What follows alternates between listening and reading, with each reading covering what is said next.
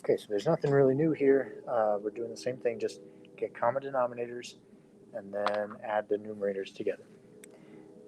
Before you do that, though, you want to try to simplify everything that you can just to see what can cancel out.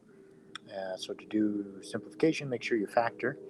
So that first one I can factor out of 3, and that's going to become v squared plus 5v plus 6. And then we'll do the star on the bottom. So we have positive 6 on the top, positive 5 on the bottom. So when you multiply to get 6 and add to get 5, so it's going to be 2 and 3. So that's going to change that into v plus 2 and v plus 3. That 3 is going to come down with us. So now there's our new denominator, and 6 is on the top. So I can simplify the 6 with the 3. Since I factored that 3 out, now I can simplify the 3 and the 6, and that's going to become 2, and that 3 cancels out. It's a 1 if you want to put something there, but it just is gone. And now I can get common denominators. So the denominator on the 3 is just 1. It doesn't have a denominator. So I need both the v plus 2 and the v plus 3. So multiply that on the on the first fraction over here. So v plus 3 and v plus 2 has to go on top and bottom. And then I need to distribute the numerators, and then I just need to add the like terms on the numerators. So I'm going to multiply the v plus 2 with the v plus 3 here.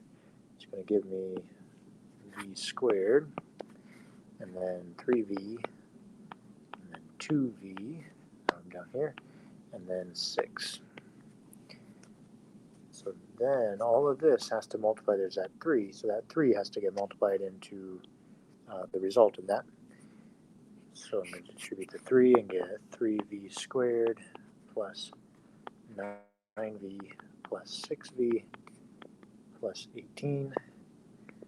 And then I dropped the numerator from the second fraction. There was nothing to multiply to that, so I just drop it down as it is. Okay, and then I combine my like terms. I have a couple of v's in the middle, and the 18 plus 2, so that 3v squared plus 15v plus 20. Put it over my common denominator, and then I'm done. Okay, oops, that was a 3. So yeah, you want to simplify what can simplify, then multiply to get like denominators, and then add your like terms on the numerators.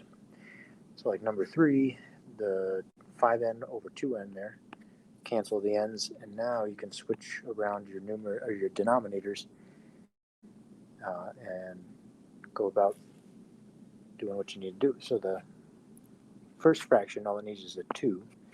The second one needs the n plus 4. And then you multiply your numerators. Oops, we got the 2 there. Separate all of that stuff.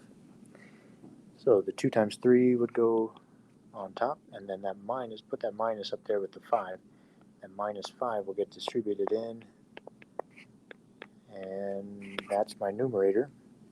Put it over my common denominator, and then add like terms on the numerator, and we're all set.